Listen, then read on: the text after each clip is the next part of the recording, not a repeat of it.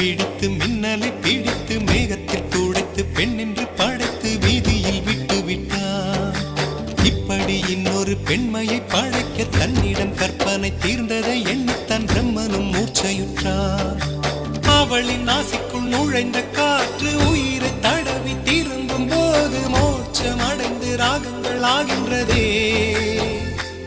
ஓஹோ, மழையின் துளிகள் அவளை நனைத்து மார்பு கடந்து இறங்கும் பொழுது முக்தி அடைந்து முத்துக்கள் ஆகின்றதே.